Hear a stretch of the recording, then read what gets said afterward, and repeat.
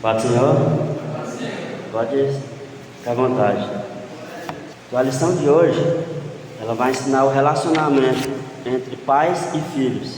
A primeira estrofe aqui diz: honra teu pai e sua mãe, que é o primeiro mandamento com promessa. Atribuições dos pais. Os pais, eles são responsáveis pelos filhos. Eles têm o poder, têm o direito e têm deveres sobre os filhos, que não podem ser repassados para terceiro, para a escola, para a igreja, para a creche ou para a sociedade. Então, os pais, eles sabemos que eles são responsáveis pelos filhos, pelo cuidado dos filhos. Eles têm o dever de cuidar, de alimentar, de levar para a escola, de ter um mantimento na casa para os filhos. Então, são obrigações do pai e deveres deles cuidar dos filhos. A lição ela vai nos ensinar sobre o dever dos pais, os deveres dos filhos e o dever de ambos, juntos. Então, relacionamento com responsabilidade. Os pais devem criar, educar, alimentar, proteger e ser os mentores espirituais e provedores materiais para seus filhos. Os pais precisam entender que não existe fórmula mágica e que não existe perfeição quando se trata de criar, educar os filhos. Por mais que o pai está ali cuidando, dando atenção, carinho, vai ter aquele filho que a gente chama ele de ovelha negra da família. Todos os filhos ficam bons, mas tem aquele que dá trabalho. Quero citar aqui um exemplo de um tio meu, evangélico, da Igreja Deus Amor, e os filhos deles foi doutrinado, foi levado para a igreja, para a escola, tentou escola particular, mas eles deram ouvido para pessoas fora da família e acabaram caindo em desgraça, vamos supor. Eles começaram a fazer coisas erradas. Isso contagia outras pessoas, incentiva outras pessoas. Então o pai ele tem uma responsabilidade muito grande de ensinar e tentar ser amigo do filho. Não adianta você dar tudo para o filho, mas não tem aquele tempo para dedicar ao seu filho, tempo de qualidade. Então os pais não devem se culpar quando o filho desanda. Por mais que ele tenta, dá tudo para o filho, faz de tudo para o filho prestar, ainda tem aquele filho que não quer, aquele filho que se pirraça. Mas a lição também fala: aquele que fizer isso com os pais, isso é uma desonra para o pai. E tudo que você planta, você colhe. É só um exemplo. Isso é a lei da colheita. Se ele faz com você, uma hora ele vai ter que viver aquele momento para ele entender o que ele fez com os pais deles. Os pais não devem se culpar se fizeram o melhor que podiam e deram o melhor ensinamento aos seus filhos. Citando novamente o meu tio, os filhos dele tinham tudo para ser bom, e aí a vida veio e massacrou eles. Por quê? Porque eles pendiam para o lado mal. O pai ensinava, aconselhava, levava para a igreja, doutrinava. Quando fazia uma coisa muito errada, batia, porque na minha época tinha que apanhar. E mesmo assim, mesmo apanhando, eles riam. Apanhando e riam. Então nem aí, pode bater mais. Então o pai tenta fazer de tudo para o filho não quer. Só porque o filho que desobedece os pais, ele vai sofrer consequências. E aí, isso custa muito caro. Exemplo do meu primo. Ele deu muito trabalho, mas muito trabalho. Eu estou citando ele, não é porque ele vai vir me se defender. É porque ele serve um exemplo como um filho que não deve desobedecer os pais. O pai ensinava, dava orientação, fazia de tudo. Ele ficou culpado por isso, por o filho dar certo. Ele fez de tudo que ele podia e ele pendeu para o lado mal. Sinto muito informar, mas a vida castigou ele de uma forma que ele foi morto. Então, até o irmão dele que estava no mesmo caminho, pegou o exemplo do próprio irmão para não cair nesse perigo de novo, de desonrar o pai. E é claro, Quando você desonra o pai, você traz consequências para a vida toda. Primeiro é para o pai, que às vezes precisa cuidar dos netos, que não tem mais pai. É um exemplo. Então, aqui diz, a palavra de Deus afirma que para disciplinar e suportamos a correção. Para sermos disciplinados, temos que ser corrigidos. A gente sabe como que é a correção. Ninguém gosta de ser corrigido. Você quer estar certo, você está errado, mas você quer estar certo. Isso chega uma fase que você vai pegar um carro para dirigir e anda sem cinto. Você vai virar a rua, não dá certo. Você vai andar na rua, você começa a infração o tempo todo. Depois de 100 infração cometida, aí você é corrigido. Você leva uma multa. Qual é a nossa reação? Ficar bravo com aquilo. Eu acredito que todo mundo já tem vontade de matar um guardinha de trânsito. É um ódio que traz no coração de todo mundo que ganha uma multa. Por quê? Porque tocou no seu bolso, te deu um prejuízo, você está errado, mas você não aceita a correção. Imagina o nosso filho. Primeiro, nosso filho, ele quer muito um chocolate. Você fala, não vou te dar. E ele começa a chorar, a espernear, querendo chocolate. Você fala, não vou te dar. Por quê? Sabemos que se ele comer muito, vai estragar os dentes, vai dar diabetes, vai fazer um monte de coisa. E ele birra que quer. Mas se a gente permitir que ele continue fazendo o que ele quer, uma hora vai vir uma consequência. Nós, como experientes, nós temos que orientar nossas crianças, nossos adolescentes, nossos jovens.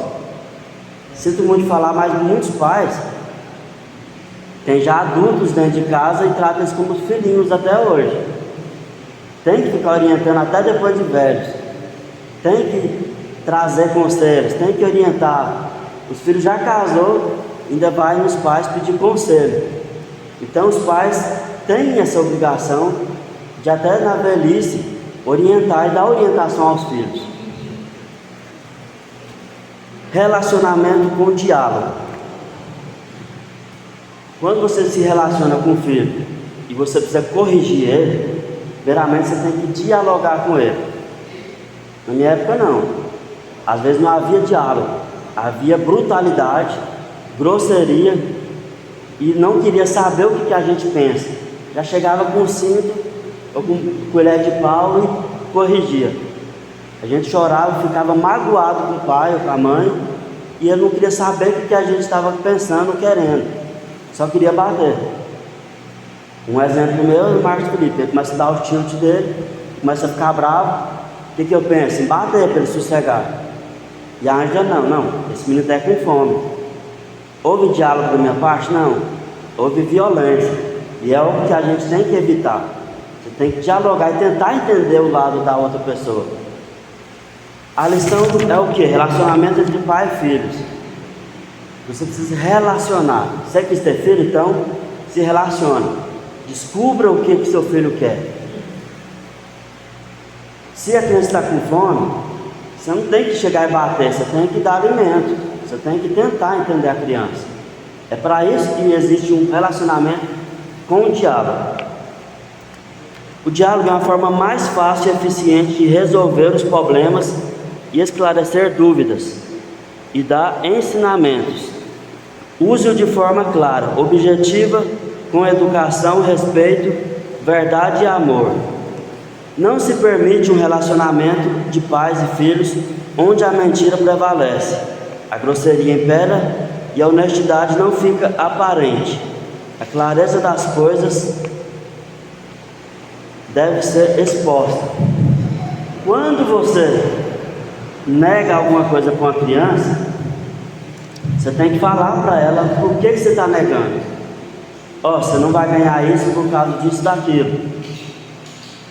É um exemplo. Se uma criança tem a curiosidade de perguntar como que ela nasceu, você não deve chegar nela e falar, não, a cegonha veio e trouxe você para mim, deixou aqui na porta de casa. Você já começou uma mentira ali. E toda criança acha que é desse jeito, por quê? Eu vou esclarecer aqui que me esconderam a verdade até meus 18 anos. Aí você fala, mas 18 anos você não sabia? Eu não sabia. 18 anos eu imaginava a barriga de uma cachorrinha abrindo assim, ó, e os cachorrinhos saíam, e depois eu ficava imaginando a barriguinha dela fechando sozinho, colando. Por quê? Porque você perguntava, e eles falavam, não, você não tem idade para saber disso não. Hoje em dia eles tentam introduzir isso nas escolas, muitos pais acham ruim, de saber como funciona a maternidade, como uma criança nasce, como a mãe sofre para ela nascer. E porque eles escondiam das crianças a verdade. Então devemos ser, claro, objetivos. Devemos ensinar como os seres humanos têm relações. Vamos evitar, para que a criança não perca a inocência dela. Mas tem coisa que a gente pode revelar, mas a gente só vai descobrir isso no futuro, né? Quando a gente é criança, a gente é escondido dessas coisas da gente, e no futuro a gente acaba sabendo por outras pessoas. Minha mãe, ela falava assim para mim, Jonas, Sara, Gisele, qualquer coisa que vocês fizerem de errado, vocês têm que me contar. Vocês não escondem nada de mim. Eu sou sua amiga, eu quero seu bem, não tem mais ninguém que queira seu bem. Se você estiver fazendo coisa errada, me conta, porque aí eu vou te orientar para o que vocês vão fazer. Isso, ela gerou uma confiança na gente. Não importa o que a gente faça, ela olhava para você assim, ficava olhando, o que você aprontou? E a gente ia lá e desabafava. Por quê? Porque a gente sabia que ela ia nos corrigir verbalmente. E tem pais não. Se você falar que você fez uma coisa, ela ia lá e peia. E não explicava. Você chega a apanhar. Por exemplo, tem criança que ele vai visitar a sua casa e ele vai pegar um brinquedo na maior inocência e acha bonitinho e pega um brinquedo para ele. Como nós devemos se comportar com nossos filhos? A criança pegou o brinquedo e levou para a casa dele. Aí você fala, mas o brinquedo não é seu, onde você pegou? Ah, fulano de tal me deu, mas não deu, ele praticamente roubou. O que a mãe sábia faz? A mãe pega a criança e vamos lá devolver. Aí chega na casa da pessoa e devolve. Já a mãe ou o pai, os pais, que não quer conviver, ele vai lá e bate na criança dizendo que ele roubou, acusa ele de ladrão e faz as coisas mudar o ambiente. Então nós devemos se comportar de forma sábia com nossos filhos, não traumatizar eles. Então, sem diálogo, ninguém pode adivinhar o que o outro gosta, quer ou pensa. No diálogo, é preciso saber ouvir e falar no momento certo. Ter uma boa comunicação não é somente saber expressar. O pai e a mãe, ele é muito sábio, ele tem mais experiência do que a criança. Ele já sabe das coisas, e aí ele quer impor na criança o que ele já sabe. E aí ele pode usar verbalmente uma palavra que se chama seu burro, você não dá conta de aprender, nossa, é muito fraco. Mas comparando o pai com a criança, o pai já tem experiência muito mais que a criança. Então a gente tem que pensar antes de falar. Relacionamentos sem maus tratos. Existe a lei que a gente conhece, né? A lei da palmada. A lei da palmada não tira dos pais a correção e a disciplina, mas evita e protege os filhos contra os maus tratos. Protege os filhos contra os maus tratos dos pais, espancamentos e violências domésticas. Após os pais não devem aceitar os filhos mandarem nele, porque isso é prejudicial e antibíblico. Então está aqui, a lei da palmada, ela protege as crianças que sofriam de abuso. O pai bebe e vai lá e bate na criança.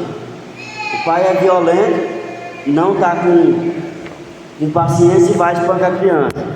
A criança quer uma atenção e o pai quer bater. A criança pega 10 centavos ali, com a intenção de que achou aquele dinheiro, e o pai vai lá e espanca ela. Mas a lei da palmada fez para que evitasse esse tipo de situação, para também castigar o pai que quer abusar da autoridade de pai e espancar o filho. Ou nem sempre, pôr ele para trabalhar forçado, sendo que não é necessário a esse ponto. Mas tem uma opção: o pai também não deve permitir que o filho mande neles. Se o pai desse autoridade, desse essa brechinha para que o filho cria aquela autoridade de querer mandar nos pais, tipo, pai, eu quero essa boneca, pai, eu quero esse carrinho, começa a obrigar e dar esperneada e começa a forçar a ganhar as coisas. Isso faz vergonha para os pais. Isso faz com que o pai se sente envergonhado. O filho força o pai, obrigando ele a ganhar alguma coisa, sendo que o pai às vezes não tem essa condição. Aí quando diz que você deve corrigir seus filhos, tem certa situação dessa daí que o filho precisa de umas palmadas para poder ele acalmar aquele sossego, ele entender que ele não está no controle. Eu agradeço por apanhar quando era criança, e foi através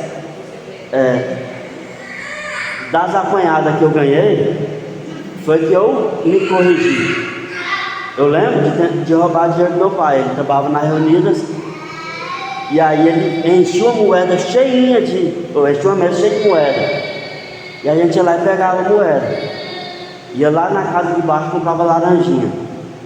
Eu era inocente? Era, mas aí ele ia contar e faltava dinheiro. E o que ele fazia? Quem pegou meu dinheiro? A gente mentia de novo. Não foi eu, mas era a gente. E a gente falava, não foi eu.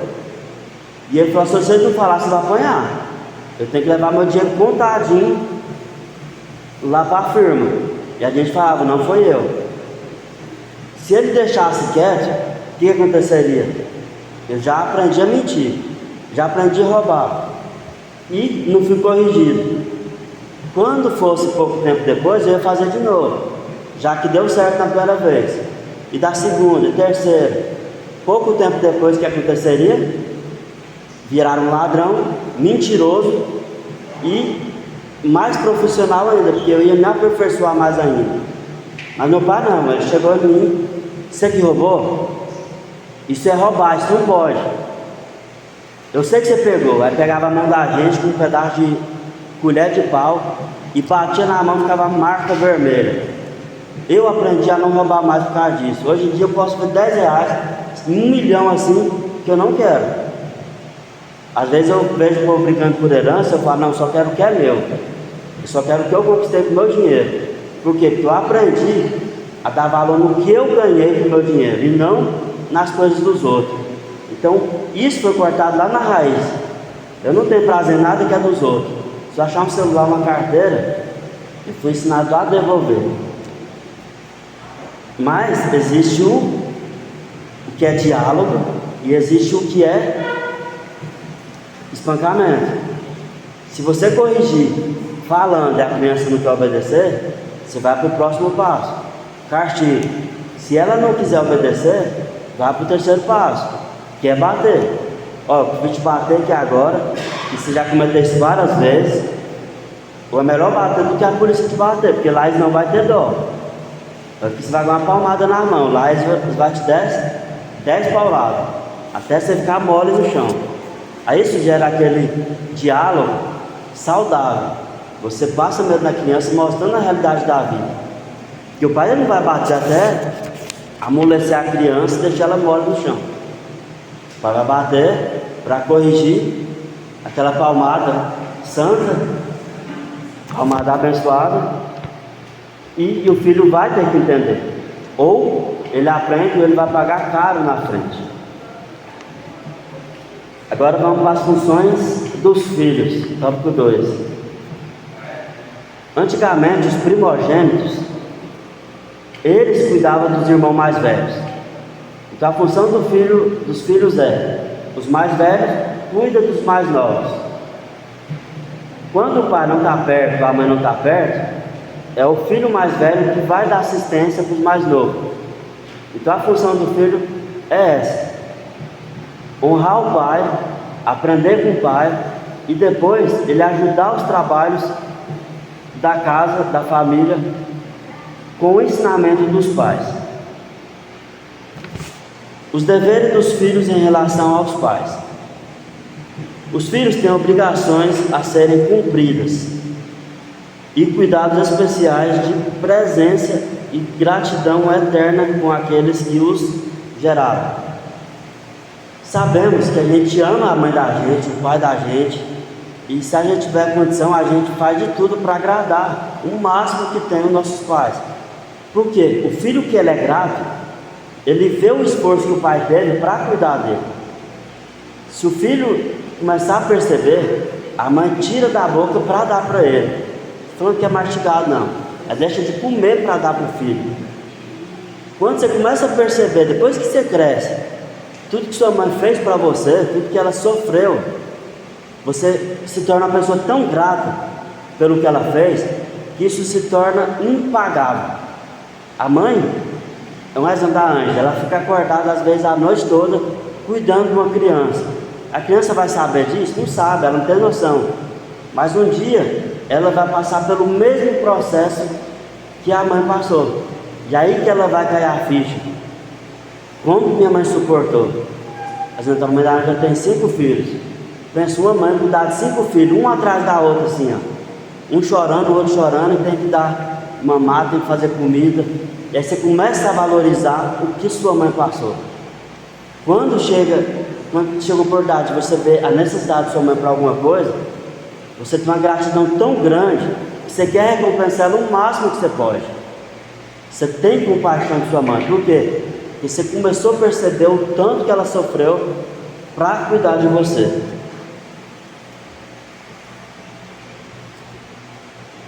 Então isso gera uma gratidão eterna por aqueles que nos geraram. Eu sou grato muito pela minha mãe. Eu lembro que, por exemplo, tinha 5 coxas de frango. E aí eu comia uma, nossa, mas que coxa gostosa. Ficava assim, impressionado. O que minha mãe fazia?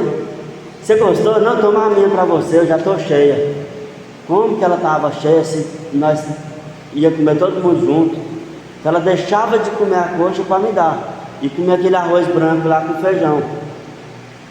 E a gente, depois que você cresce, que você começa a perceber que ela deixava de cuidar dela só para alegrar a gente.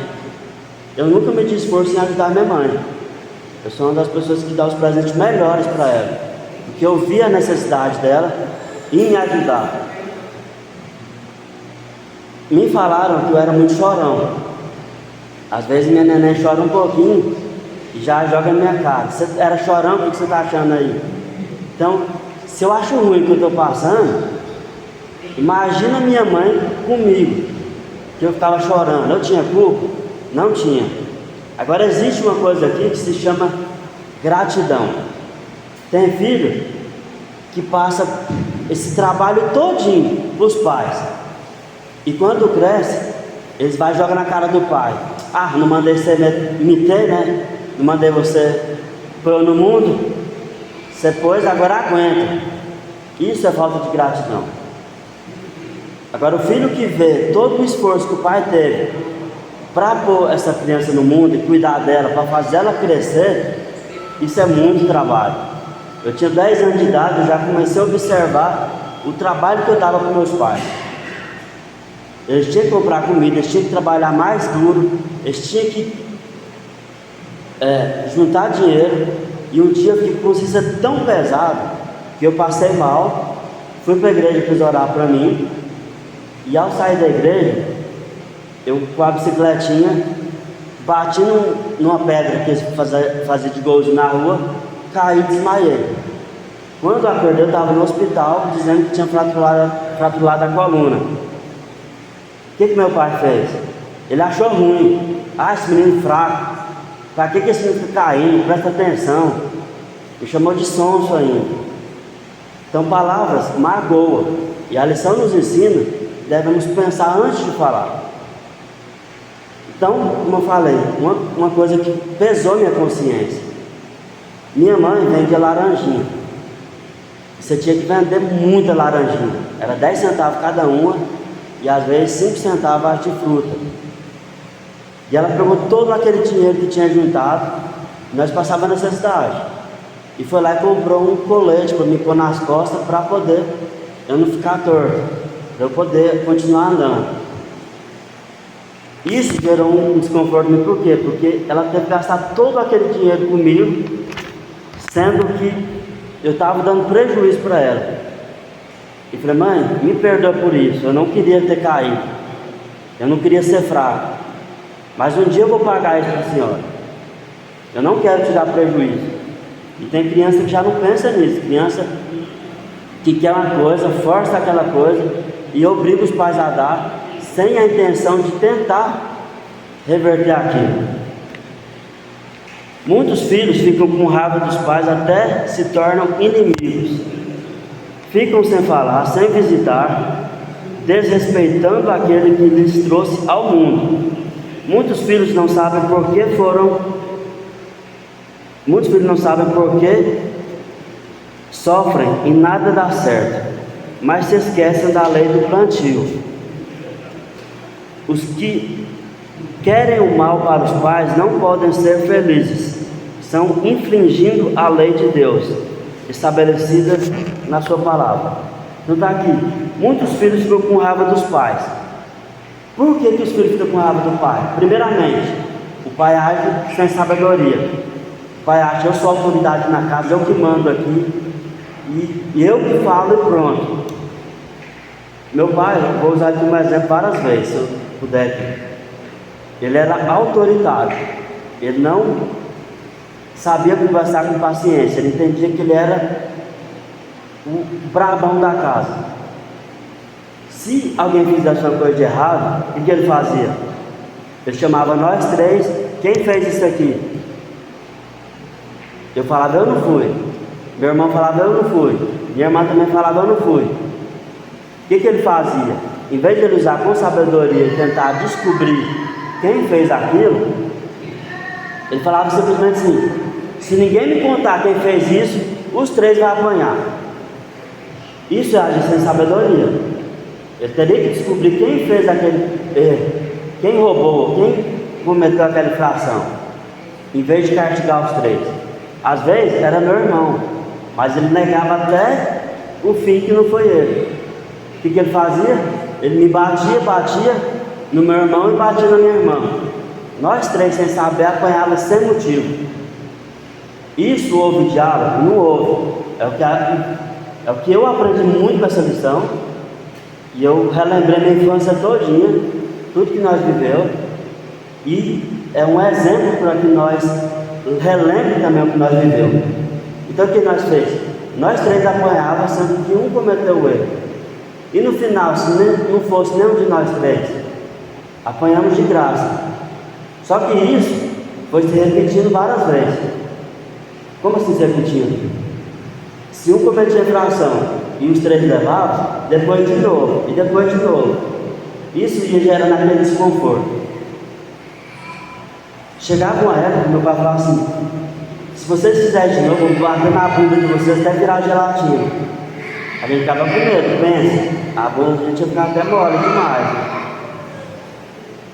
Então assim, agir com sabedoria. Não devemos pagar pelo erro dos outros. Devemos igualmente ser comparados. Você fez isso não, você fez isso não, você fez isso não. Mas quem que fez então? E procurar descobrir, conhecer o seu filho. Outra coisa, gratidão dos filhos em relação aos pais. Gratidão é uma virtude. Quando você faz alguma coisa para mim, eu vou te agradecer. Obrigado, Everton, por aquilo. Obrigado por ter levado água por mim no púlpito do dia que eu preguei e eu nem tomei. Gratidão é isso, você agradecer a alguém pelo que ele fez.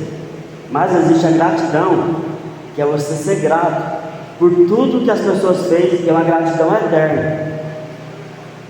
Exemplo: se uma criança caga todo dia, você tem que trocar a fralda todo dia. Se ele descobrir o tanto que ele deve ser grato por isso, ele seria feliz.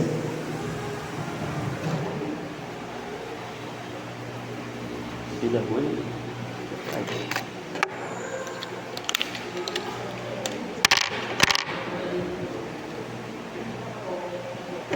vai dar certo. Pois é. Então, gratidão. Um exemplo aqui da minha irmã. Meu pai agia com muita brutalidade com ela. Meu pai não era coisa assim tão, aparentemente tão boa. É igual aquele crente, na igreja era uma coisa, em casa era outra. Mas Deus castigou ele muito. E ele chegou a ser tão manso depois, que a família toda amou. Eu, quando era criança, eu ficava pedindo para ele trabalhar, pedindo a Deus para ele trabalhar, para a gente ter paz em casa. Porque ele era muito bravo. Se ele estava, exemplo, estava aqui, o ventilador estava ali, ele gritava muito forte o nome da gente. E a gente vinha correndo, por quê? Porque ele não aceitava. Falava assim, liga o ventilador para mim. Ele só gritava, Jonas! A pracinha toda escutava. A gente tinha que vir correndo. Ele falava, liga o ventilador para mim. Sendo que ele podia ir lá e ligar. Então, quando você fala aqui, não traga ira ao seu filho, não provoque ira nele, é porque tem coisas que você pode fazer, em vez de você ficar pedindo. Mas não, ele queria mostrar que ele era autoridade. E assim, eu e meu pai, desde que eu conheço, nós não éramos amigos. Eu não tinha coragem de contar nada para ele. Nada. Por quê? Porque ele era bruto, ignorante, ele xingava a gente de molenga, ele gritava de uma forma que se você não chegasse correndo, ele soltava palavras verbalmente. Seu lerdo, seu... tipo assim, sabe? Eu era magrinho, eu era raquítico. E tudo em mim era mole, tudo era fraco. Se você desse um peteleco, eu estralava. E isso era motivo dele me chamar de fracote. Primeiro porque eu fui o segundo filho. Eles queriam uma mulher. E vai e nasce outro homem. Então já não era o que eles queriam. Eles queriam outra mulher. Depois que veio minha irmã. Então assim, eu já fui uma pessoa que não era para ter nascido, aos olhos deles. Resumindo, qualquer centavo que meu pai gastava a mais, ele reclamava. Então eu já teve que pagar outro parto, sem querer, porque ele queria uma filha mulher.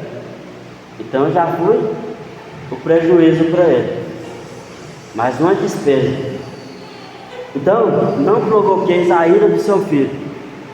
Minha irmã, quando meu pai chegava em casa, a mulher presta para lavar vasilha. Foi para isso que você nasceu. Então assim, meu pai era insultador. Eu falo isso porque a revista fala sobre pais e filhos. Meu pai aprendeu, ele mudou. Ele entendeu que a vida não era como ele queria. No momento da situação, ele era o líder da casa. Ele era o rei da casa. Ele sustentava a casa. Então ele se queria se exaltar dentro da casa. Mas aí chegou uma certa época que ele ficou desempregado. E ele teve que se rebaixar um pouco. Aí é onde dói o coração do homem. O homem começa a querer ser grande, mas ele não está proporcionando tudo aquilo. E aí minha mãe começou a trabalhar fora. E ele saía para procurar serviço, não achava, voltava para casa e quem começou a sustentar foi minha mãe. Eu tinha aquela confiança em contar tudo para minha mãe. Tudo que eu fazia, tudo que eu aprendia, e ela tinha aquela vontade de escutar, e a gente sentia prazer nisso. Já quando era meu pai, ele trazia para a gente a palavra de Deus. Ele punha nós na mesa e falava, vamos aprender sobre o livro de Jonas. O peixe engoliu quem da Bíblia? A gente tentava falar outros nomes que a gente não sabia, e falava, é Jonas. Poucos minutos depois, nós esquecíamos. Aí ele falava, mas eu acabei de falar para vocês que é Jonas. E aí chegava uma época que nós começávamos a chorar, porque a brabeza dele de conversar com a gente fazia com que a gente chorava. E eu nem bati em vocês ainda. Aí eu entendi que nós ia apanhar de todo jeito, se a gente aprendesse ou não. Então gerava aquela brabeza, aquele negócio que a gente não tinha prazer na presença dele. E a lição fala sobre a amizade entre pais e filhos. O pai não tem que ser só autoridade, não tem que ser só aquela fonte de brabeza.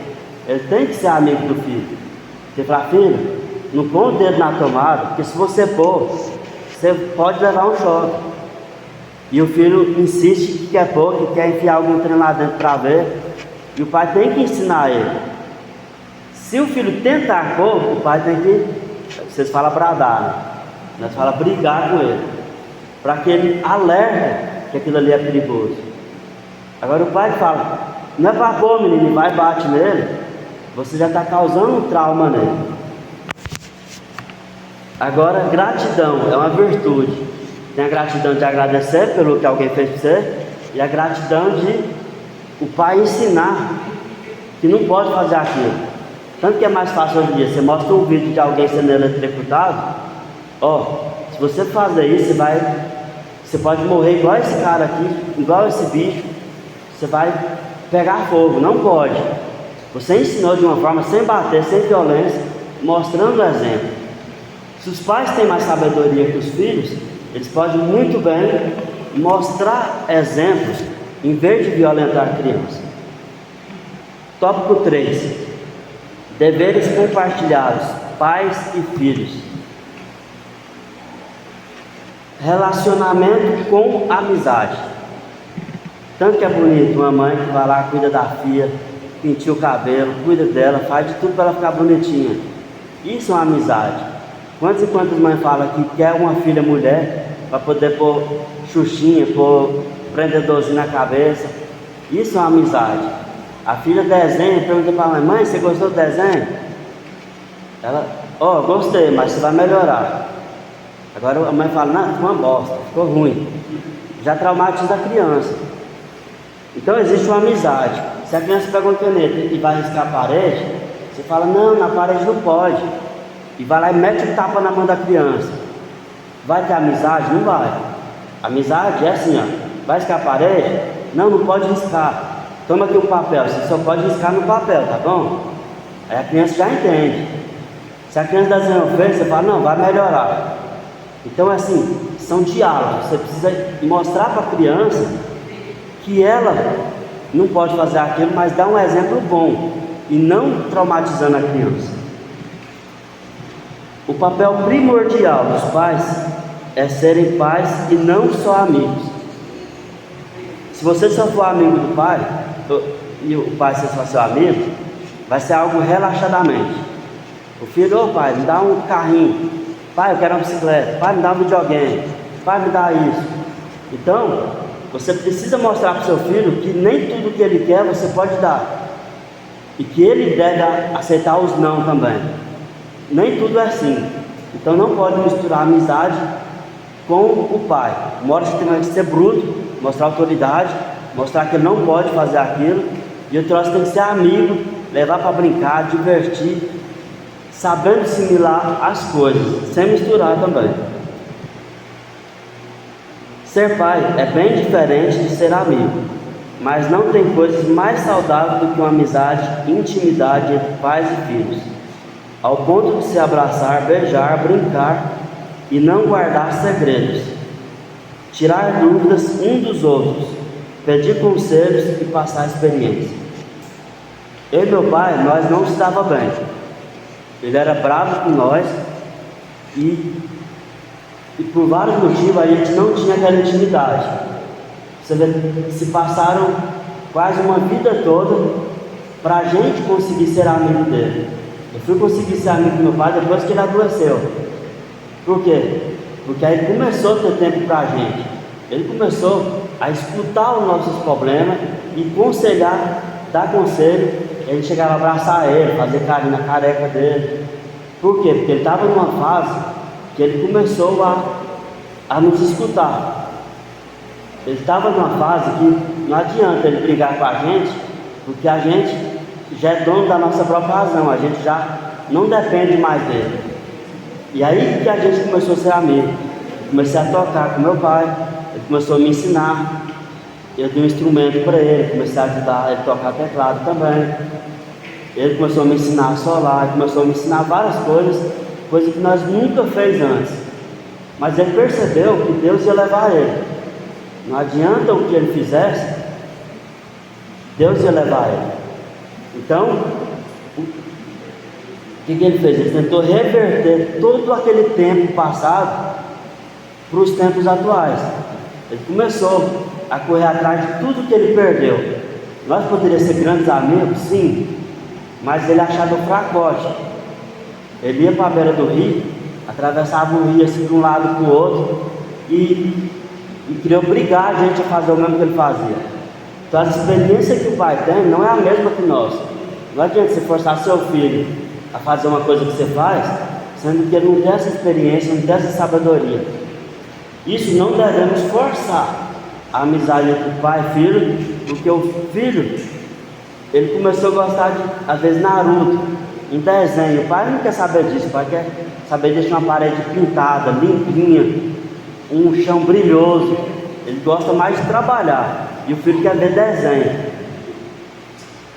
Não quer dizer que o filho da minha irmã, ele chega em mim e começa a querer mostrar para mim os desenhos de Naruto dele, os desenhos, e ele fala com a boca tão cheia, e eu entendo essa paciente que está escutando esses desenhos. Para mim são desenhos demoníacos, e ele fica de boca cheia tentando me mostrar, tipo, exemplo, fazendinha, mostrar que as plantinhas cresceu, que está dando fruta, que está dando isso e aquilo, fazendo de tudo para demonstrar.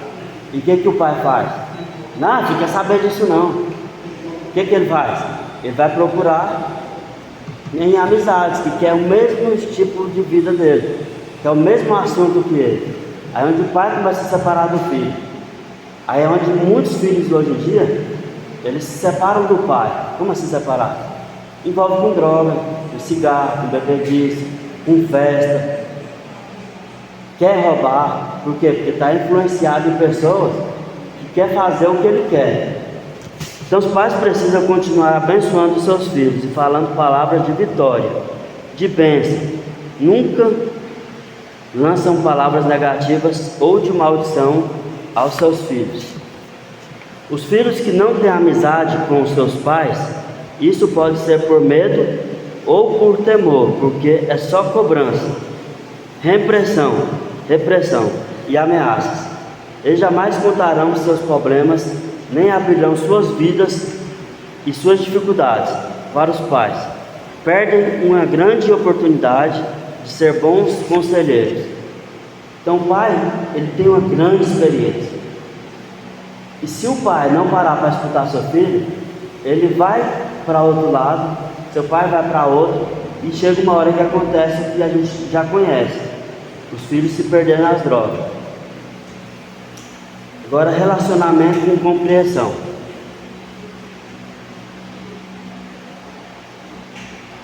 Os filhos nasceram numa época que tem celular em abundância no mercado. Ele já nasce com o celular na mão, já nasce escutando musiquinha. E os pais já nasceram numa época que eles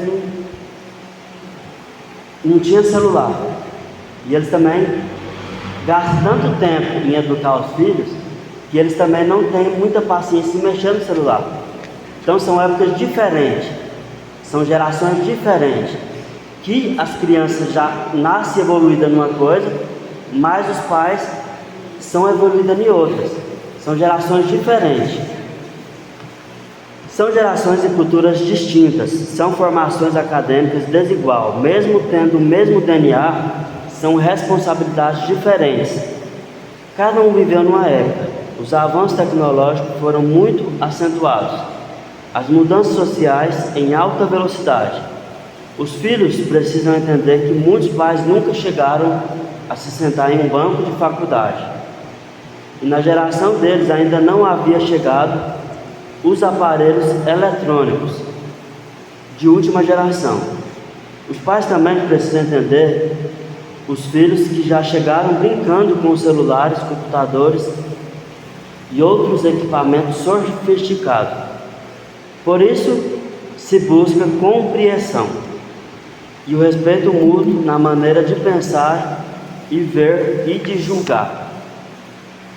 Se o Azar pegar um celular aqui que você consegue mexer, ver vídeo, você sai no YouTube.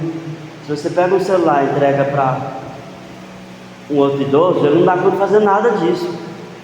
Aí vai te falar, mas quando eu nasci, ele já era nascido. E naquela época também tinha, sei lá, como que ele não aprendeu até hoje? E eu já, desse tamanho, eu já aprendi. Aí você vê uma diferença. O filho ele deve respeitar o pai por quê? Porque se ele já aprendeu, ele não deve ficar criticando o pai. Ele não deve zombar o pai. Quando eu falo pai, é os pais, é mãe e pai, todo mundo junto. Ele não deve criticar. Eu vejo muito isso. O filho querer se exaltar, porque ele sabe mais do que o pai, sendo que o pai é mais velho que ele, tem mais experiência, e o filho consegue destacar muito mais do que os pais. Mas lembrando, os pais quase pararam a vida deles para cuidar de você. Deixaram de fazer muita coisa para te dar um curso, te dar uma escola, comprar material, e ele acaba esquecendo dele para cuidar de você. Aí o filho vem se gabar de que ele é melhor do que os pais. Tem uma cliente minha que a mãe dela trabalhou arduamente para poder dar escola, curso de inglês, curso de espanhol, literatura, um monte de coisa para essa mulher, para essa filha dela. E fez de tudo para que ela se desenvolvesse. E uma vez ela foi até na Ana House falar da filha dela para mim. Essa menina, ela é um tesouro. Eu invisto tudo que eu tenho nessa menina. Essa menina, ela vai ser grande. Então a mãe deu tudo para que a filha crescesse. O que essa menina fez? Ela evoluiu bastante mesmo. Ela já fez muitos e muitos e muitos livros, curso de inglês, espanhol, um monte de trem. Por quê? Porque a mãe se dedicou a trabalhar arduamente para que a filha crescesse. Pensa uma filha dessa crescer e não dar valor na mãe. É muita falta de gratidão. Essa moça hoje em dia ela já é casada, tem filho e ela é uma grande delegada. E tem a mesma idade que eu. E anda só armada com distintivo de polícia e autoridade. E comanda uma grande delegacia. Mas por quê? Porque a mãe se esforçou bastante para que ela chegasse a esse nível. Então assim, temos que relacionar com sabedoria. E um dia você retribuir às mães. A lição ela ensina que você deve cuidar dos pais na velhice. Por quê? Porque quando você era novo, eles cuidaram de você. É uma troca de favor.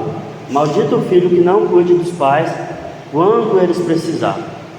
É o que diz a lição. Não podemos deixar que a falta de perdão gere raiz de amargura, ódio e mágoa no lar. Isso agora vamos falar de perdão. A minha irmã, ela não conseguiu perdoar meu pai. Meu pai declarava palavras sobre ela, e meu pai já doente, fazendo de tudo para agradar ela, dava presente para o filho dela, fazia de tudo, e ela falava de cara: eu não gosto do meu pai. Nós sabemos que meu pai ia morrer, e ela falava: eu não gosto do meu pai. Ela tomou trauma. E meu pai não foi humilde ao suficiente de chegar nela e pedir perdão. Por quê? Porque ele ofendeu ela, ele bateu nela, a ponto dela falar para ele, se ele batesse de novo nela, ela iria matar ele. Se um filho chega a falar isso para o pai, imagina tanto que o pai deve ter ofendido essa criança, esse adolescente. Que é diálogo, você tem que falar: ó, você não pode fazer isso. Não é chegar e bater. Então ele traumatizou. Então tem que haver perdão. Como assim perdão? A criança, por exemplo, no meu caso, não houve perdão também. Isso me marcou minha infância. Como eu disse, eu era magrelinho. E meu pai me gritou com muita força. E eu saí da pracinha correndo assim, ó. E a hora que eu cheguei na rampinha, eu escorreguei, caí no chão e fiquei lá tentando puxar ar e não dava conta. Eu fiquei puxando o ar quase 1 minuto e não dava conta. O que meu pai pensou? Isso é manha. Esse menino é muito mimado. E eu lá tentando puxar ar. O que ele fez? Ele foi lá em mim, me deu um tapa, e eu tentando respirar, não dava conta, por causa do tombo.